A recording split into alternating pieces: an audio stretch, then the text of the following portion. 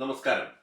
ഈ അടിയന്തരാവസ്ഥ കഥ കേന്ദ്ര സർക്കാരിന്റെ പരിപാടികളുടെ പ്രചാരണത്തിനിറങ്ങിയ VM സുധീരന്റെയും യൂത്ത് കോൺഗ്രസുകാരുടെയും കഥയാണ്. പ്രധാനമന്ത്രി ഇന്ദിരാഗാന്ധി പ്രഖ്യാപിച്ച 20 പരിപാടിയും മകൻ സഞ്ജയ് ഗാന്ധി പ്രഖ്യാപിച്ച 5 പരിപാടിയും നടപ്പാക്കാനുള്ള പ്രവർത്തനങ്ങളാണ് യൂത്ത് കോൺഗ്രസുകാർ അടിയന്തരാവസ്ഥ കാലത്ത് പ്രധാനമായും ഏറ്റെടുത്തത്.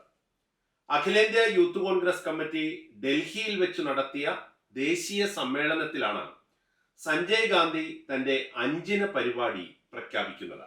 സാക്ഷരതാ യജ്ഞം, കുടുംബാസൂത്രണം, വനവത്കരണം, ജാതി വ്യവസ്ഥക്കെതിരെയുള്ള പോരാട്ടം, സ്ത്രീധന നിരോധനം എന്നിവയായിരുന്നു സഞ്ജയ് ഗാന്ധിയുടെ 5 പരിപാടി.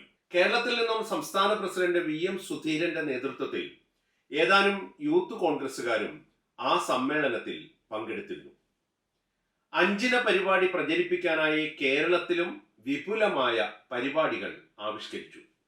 അതിന്റെ ഭാഗമായി സുധീരന്റെ നേതൃത്വത്തിൽ കാസർഗോഡ് നിന്ന് തിരുവനന്തപുരത്തേക്ക് ഒരു കാൽനട പ്രചാരണ ജാഥ നടത്താൻ തീരുമാനിച്ചു.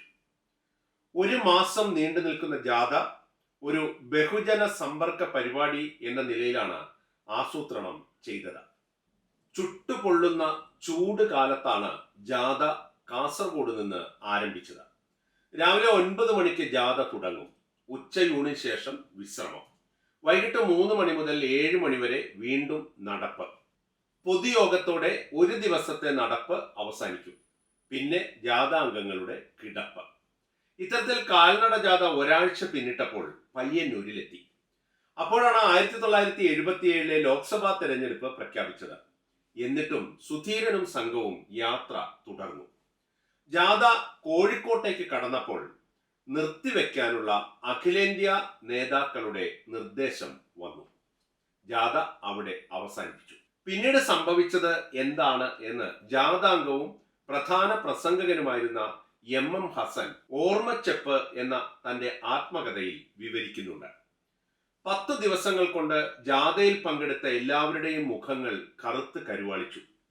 വേനലിലെ കൊടും ചൂടിനെ അവഗണിച്ചുകൊണ്ടുള്ള നടപ്പായിരുന്നു നടത്തിയത്. സുധീരനും ഞാനും കുറച്ചു ദിവസം കോഴിക്കോട് തന്നെ താമസിച്ച് മുഖം മിനുക്കാനുള്ള ശ്രമത്തിലായിരുന്നു. മുഖം വെളുപ്പിച്ച് പഴയ നിറം വീണ്ടെടുത്ത ശേഷമാണ് ഞങ്ങൾ കോഴിക്കോട് നിന്ന് വണ്ടി കയറിയത്. ഇതിന് പിന്നാലെയാണ് VM സുധീരൻ ആദ്യമായി തിരഞ്ഞെടുപ്പ് പോരാട്ടത്തിനിറങ്ങുന്നത്.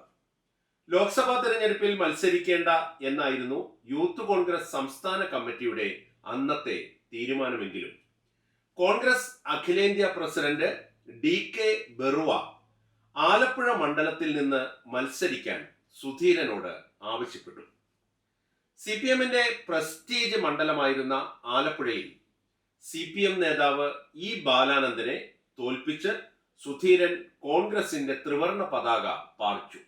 അമ്മ ഇന്ദിരയുടെ 20 മകൻ സഞ്ജയിന്റെ 5 ചേർത്ത് 25 പരിപാടി നടപ്പാക്കിയെങ്കിലും ആ തിരഞ്ഞെടുപ്പിൽ വടക്കേ ഇന്ത്യയിൽ ആഞ്ഞടിച്ച ജനതാ കൊടുങ്കാറ്റിൽ ഇന്ദിരയും സഞ്ജയും ഉൾപ്പെടെ എല്ലാ കോൺഗ്രസ് വിഗ്രഹങ്ങളും വീണുടഞ്ഞു.